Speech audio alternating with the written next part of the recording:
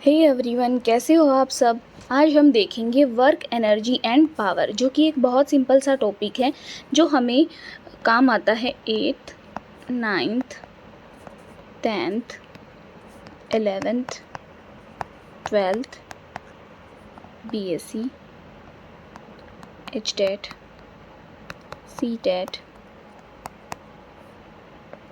DSSB और any state exam, general science का topic है फॉर एनी कॉम्पिटिटिव एग्ज़ाम।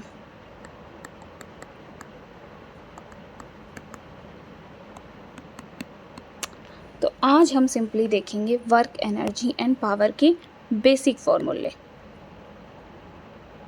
तो वर्क एनर्जी एंड पावर के बेसिक फॉर्मूले क्या हैं? सबसे पहले वर्क से ही शुरुआत करते हैं। वर्क क्या होता है? कोई भी काम जब करा जाएगा उसको हम बोलते हैं work. Work is equal to force into displacement. ये होता है वर्क का फॉर्मूला। वर्क क्या हुआ? ये मान लो एक ऑब्जेक्ट है, इसको हमने यहाँ पहुँचाना है, तो ये काम करा गया ना, इसको पहुँचाया गया। इसको कैसे पहुँचाया गया? यहाँ पे हमने फोर्स अप्लाई किया या फिर इस डायरेक्शन में फोर्स अप्लाई करा, और ये जब यहाँ पे पहुँच गई इस डिस्टेंस को ट्रैवल करते हुए। आप सभी को पता होगा डिस्टेंस क्या होता है। डिस्टेंस होता है जो सिंपली पाथ ट्रैवल करा जाए, चाहे वो ऐसा पाथ हो चाहे कैसा भी पाथ हो। लेकिन अगर डिस्टेंस को डायरेक्शन मिल जाए, मतलब हमें ईस्ट में ही जाना है या हमें वेस्ट में ही जाना है, अगर डायरेक्शन मिल गई तो वो क्या हो जाती है? हमारी डिस्प्लेसमेंट हो जाती है। तो फोर्स इनटू डिस्प्लेसमेंट क्या होता है? हमारा वर्क होता है। ये डॉट प्रोडक्ट जो है, इसको ये होती है डॉट प्रोडक्ट। इस डॉट प्रोडक्ट को कैसे खोलते हैं हम? Work is equal to force into displacement, और डॉट प्रोडक्ट को हम ओपन करते हैं कोस थीटा। ये कोस थीटा क्या होगा? आपने फोर्स इस डायरेक्शन में अप्लाई करा है, इस डायरेक्शन में अप्लाई करा है, इस डायरेक्शन में अप्लाई करा है, ठीक है। अब ये जो एंगल है ना, यही डिफाइन करता है 3 टाइप्स ऑफ वर्क। 3 टाइप के वर्क कौन से होते हैं? पॉजिटिव वर्क हो गया, नेगेटिव वर्क डन हो गया, और ज़ीरो वर्क डन हो गया। पॉजिटिव कौन सा होगा? जब हमारे थीटा की वैल्यू 0 से लेके 90 डिग्री के बीच में होगी तो पॉजिटिव वर्क डन करा जाएगा। नेगेटिव वर्क डन कब होगा? जब हमारे थीटा की वैल्यू 90 से लेके 180 डिग्री के बीच में होगी। और ज़ीरो कब होगा? जब एट 90 डिग्री। भाई आपको कोई ऑब्जेक्ट है, यहाँ लेके जानी है, आप फोर्स लगाओगे यहाँ, क्या वो यहाँ पहुँचेगी? नहीं, क्योंकि ये एंगल कितने डिग्री का बन रहा है? 90 डिग्री का। तो जब भी 90 डिग्री का फोर्स लगाते हैं, कोस 90 की वैल्यू कितनी होती है? 0।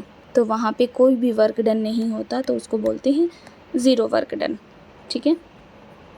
अब देखो, सर्कुलर पाथ में डिस्प्लेसमेंट 0 हो जाती है, तो वहाँ पे वर्क डन क्या लेते हैं हम?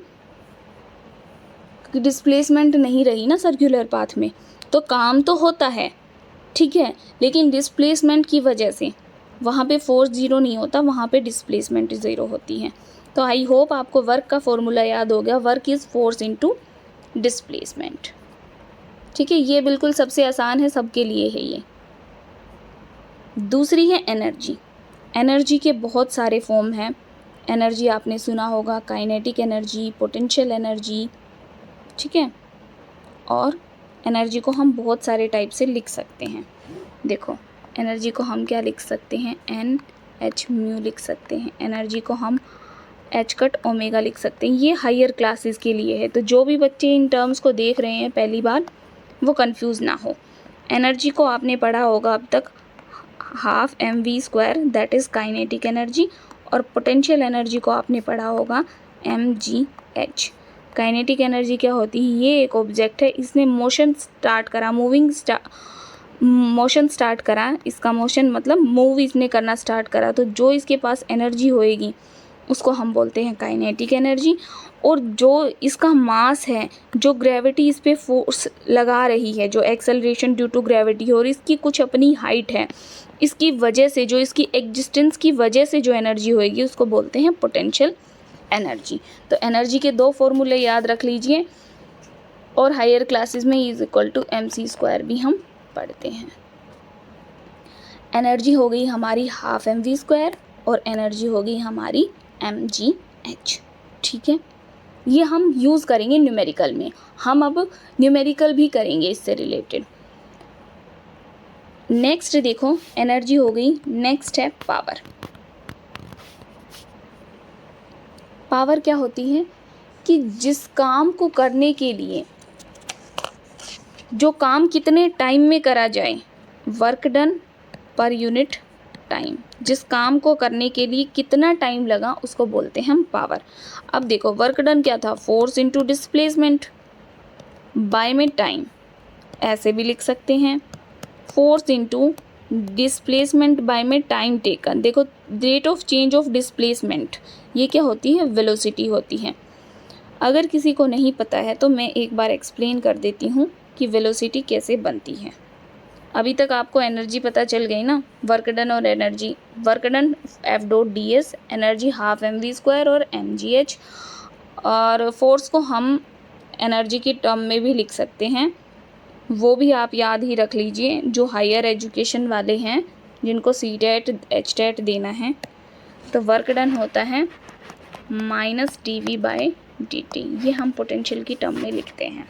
ये भी आप याद रखना जिनके ये काम का है। बाकी सिंपल जो लोअर क्लासेस में हैं वो याद रखेंगे, work done is force into displacement या फिर FS cos थीटा। आजकल तो 8th 9th के बच्चे भी cos थीटा sin थीटा जानने लग गए। और एनर्जी को याद रखना है हाफ mv² प्लस mgh। अब देखो डिस्टेंस क्या होता है, डिस्टेंस होता है जो सीधा सीधा रास्ता, कोई भी रास्ता, कैसे भी रास्ता, उसको बोलते हैं डिस्टेंस। डिस्प्लेसमेंट किसको बोलेंगे, जब इसको एक डायरेक्शन मिल जाए, भाई ईस्ट में ही जाना है, वेस्ट में ही जाना है, या फिर यही सबसे छोटा रास्ता है, जब इसको वैल्यू मिल जाए ना, किसी को वैल्यू दे देना, वो हो गया डिस्प्लेसमेंट। अब जब ये डिस्टेंस चेंज होता है ना टाइम के साथ, मान लो पहले आप यहाँ हो, फिर आप यहाँ पहुँचे, फिर आप यहाँ पहुँचे, मीन्स ये डिस्टेंस चेंज हो रहा है टाइम के साथ। इसको क्या बोलेंगे हम, इसको बोलेंगे हम स्पीड। भाई तू पहले यहाँ था, फिर यहाँ पहुँच गया, फिर यहाँ पहुँच गया, तो तूने कितनी स्पीड लगाई है ना, किस स्पीड से आया भाई। और डिस्प्लेसमेंट होगी कि ये वाला जो सीधा सीधा डिस्टेंस था ये चेंज होना टाइम के साथ। मैंने दोनों ना ऐसे ही लिख दिए हैं, ठीक है, तो आप समझ जाना ये वाला डिस्प्लेसमेंट है, ये डिस्टेंस है। जब डिस्टेंस टाइम के साथ, डिस्प्लेसमेंट टाइम के साथ चेंज होगी तो वो बनेगी वेलोसिटी। क्यों, स्पीड की कोई डायरेक्शन नहीं है और वेलोसिटी की वही डायरेक्शन है, वही वैल्यू मिल गई इसको। ठीक है, ये चीज़ें हम यूज़ करेंगे। तो एनर्जी भी पता चल गई, पावर और देख लेते हैं। पावर ही देख रहे थे हम। Power is equal to work done per unit time. ठीक है, वर्क डन क्या है, force into displacement by time. अब डिस्प्लेसमेंट बाय टाइम क्या बनेगा, F इंटू वी क्या हो गया, फॉर्मूला ऑफ पावर। तो ये कुछ चीज़ें हम यूज़ करेंगे। और एक और चीज़ है जो हायर एजुकेशन वालों के लिए है, फोर्स और डिस्प्लेसमेंट के बीच में ना ऐसे कोई ग्राफ दे देगा आपको, ठीक है, ये ग्राफ दे दिया, तो जो ये एरिया होएगा ना इसके अंदर, फोर्स और डिस्प्लेसमेंट के नीचे जो ये एरिया है जो ये दिया गया है, ठीक है, ये होता है वर्क डन। ये आपको कंपटीशन एग्ज़ाम के लिए याद रखना है। अगर ऐसे ग्राफ दे दें और आपको निकालना दे दे तो फोर्स की वैल्यू और डिस्प्लेसमेंट की वैल्यू, ये शेप बन रही थी, इसमें एक स्क्वायर बन रहा था और एक ट्रायंगल बन रहा था। तो फोर्स की वैल्यू पुट करेंगे हम, और मतलब डिस्टेंस और फोर्स निकाल के, डिस्प्लेसमेंट और फोर्स निकाल के हम वर्क डन निकाल लेंगे। तो ये अब हम न्यूमेरिकल करेंगे तब आपको पता चल जाएगी। ठीक है, कुछ एक आध फॉर्मूले इफ़ इन न्यूमेरिकल अपडेट होंगे, हम नॉर्मल भी न्यूमेरिकल रखेंगे और कंपटीशन एग्ज़ाम वाले भी न्यूमेरिकल रखेंगे। That's all for today.